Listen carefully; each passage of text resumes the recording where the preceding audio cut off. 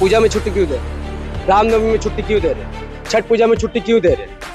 10 किस्म के आपके भगवान हैं जिसके हम सम्मान करते हैं। करोड़ों देव देवताओं की पूजा होती है हमारे भारत में, सब पर छुट्टी क्यों दे रहे? होली पर छुट्टी क्यों दी? सवाल यह है कि लोगों को समझना पड़ेगा कि एक राज्य का सीएम हो या कोई कमिश्नर हो या पुलिस हो या कोई सरकारी नौकर है, वो एक्चुअली में जनता का नौकर है। और जनता कौन है इस देश का?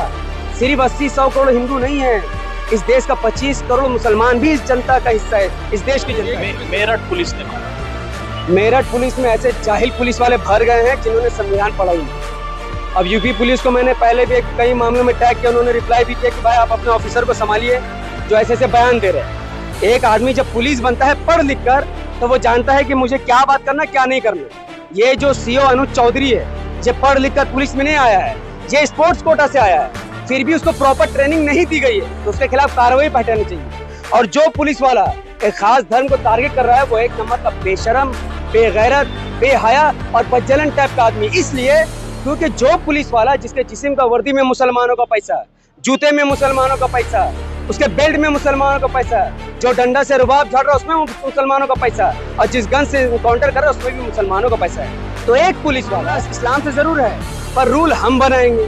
तो इस तरीके से संविधान के खिलाफ, आज मुसलमानों के खिलाफ है, कल ब्राह्मणों के खिलाफ होगा, फिर यादव, फिर दलित, एक से एक करके सब लाइन से आएंगे। अडानी अंबानी के लोग जमीन दे देंगे। और विधानसभा में एक रेजोल्यूशन पास की, उनसे कहिए कि बंगाल की सरकार इस बिल को उसी तरीके से नकारती है जिस तरीके से उन्होंने सिटीजनशिप अमेंडमेंट बिल को नकार दिया था, ताकि मोदी सरकार इस बिल को वापस ले ले। इसके लिए हम लोगों ने काफी जद्दोजहद किया है और इंशाल्लाह वक्त पड़ेगा।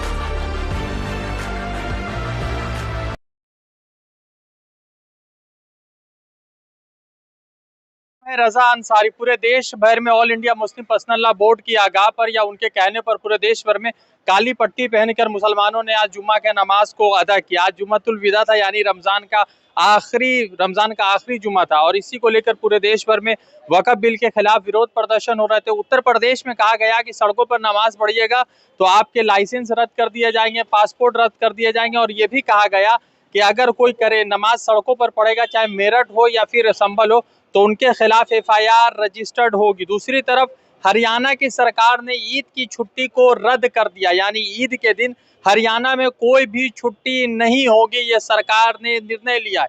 पश्चिम बंगाल में हम लोग, मगर पश्चिम बंगाल में तो खैर छुट्टी होती है, सड़कों पर नमाज भी होती है, मगर उसके बावजूद जो है पश्चिम बंगाल में भी कई सारे संगठनों ने आज जो है विरोध प्रदर्शन किया। नफीस है हमारे साथ, पॉलिटिकल जर्नलिस्ट है, इनसे जुड़ेंगे, बातचीत करेंगे, पार्टी विशेष से भी आते हैं। खैर नफीस जी, आज आपने भी काली पट्टी लगाई, हम लोग भी लगाकर आज थे, जुम्मा का आखिरी जुम्मा था, क्या मैसेज है कि आज पूरे देश भर में all India Muslim personal law board, Jamiatul उलमा हिंद, तमाम लोगों की तरफ से आज काली पट्टी पहन के जो है नमाज जुम्मा अदा की गई?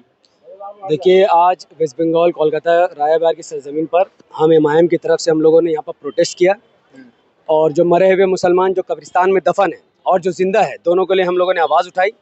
वक्फ बिल के खिलाफ एक आंदोलन किया, लोगों को समझाया कि ये कितना गलत है। और मैं बार बार ये बता दूं कि वक्फ बिल सिर्फ मुसलमानों के खिलाफ नहीं है, ये वक्फ बिल एक्चुअली में कॉन्स्टिट्यूशन के खिलाफ है, संविधान के खिलाफ है। क्योंकि देखिए, संविधान, आप हिंदू है, मुसलमान है, सिख है, ईसाई है, किसी खुदा को मानते हैं या ना मानते हैं, संविधान आपको फ्रीडम ऑफ रिलीजियस की इजाज़त देता है कि आप अपने धर्म को अपने हिसाब से फॉलो कर सकते हैं। अब ये बिल कहता है कि नहीं, वक़्फ़ का मामला इस्लाम से ज़रूर है, पर रूल हम बनाएंगे।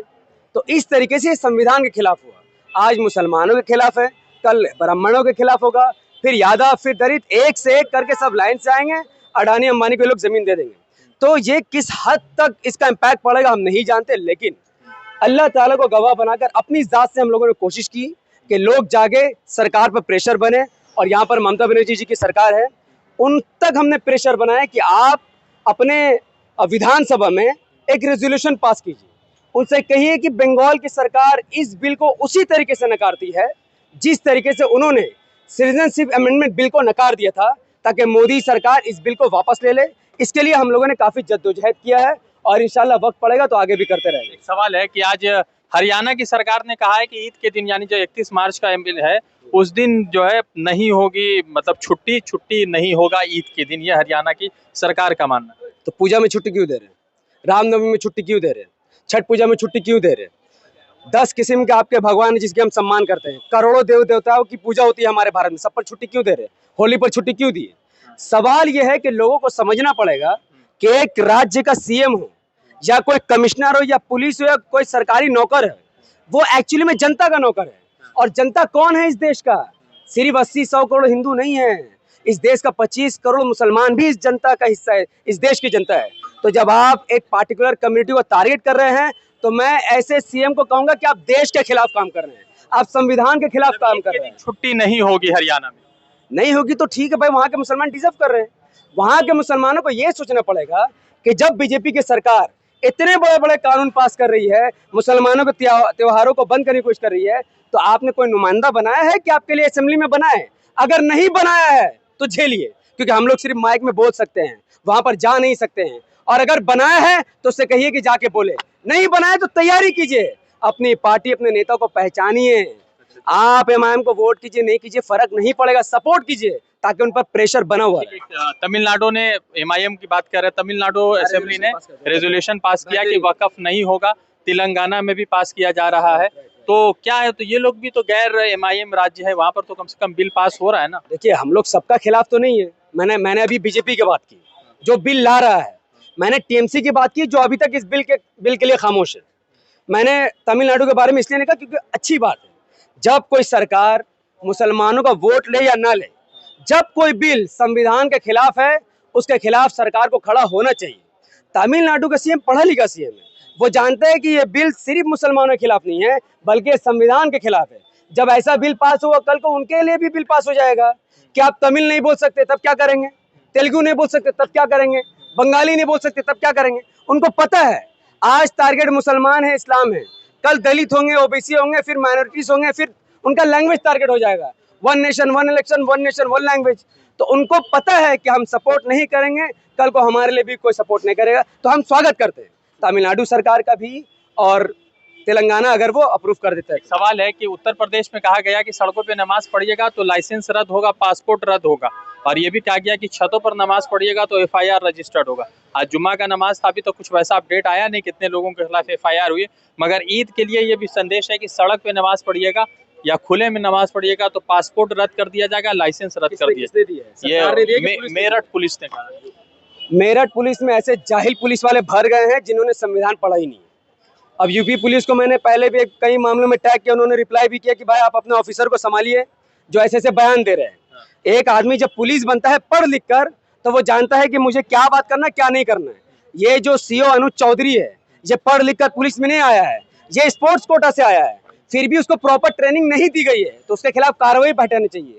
और जो पुलिस वाला एक खास धर्म को टारगेट कर रहा है वो एक नंबर का बेशरम, बेगैरत, बेहया और बदजलन टाइप का आदमी। इसलिए क्योंकि जो पुलिस वाला जिसके जिस्म का वर्दी में मुसलमानों का पैसा, जूते में मुसलमानों का पैसा, उसके बेल्ट में मुसलमानों का पैसा, जो डंडा से रुबाब झाड़ रहा है उसमें मुसलमानों का पैसा, और जिस गन से काउंटर कर रहा है उसमें भी मुसलमानों का पैसा है।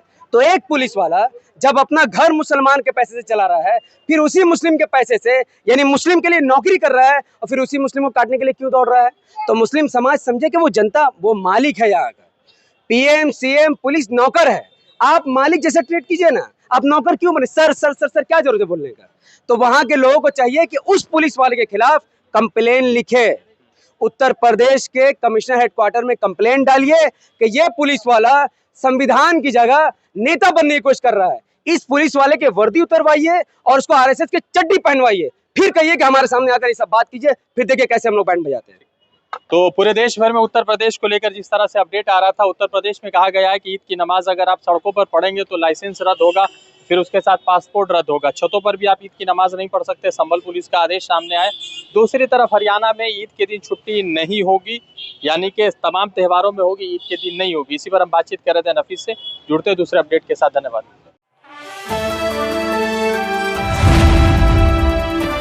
द इंडियन खबर, सच आपके सामने।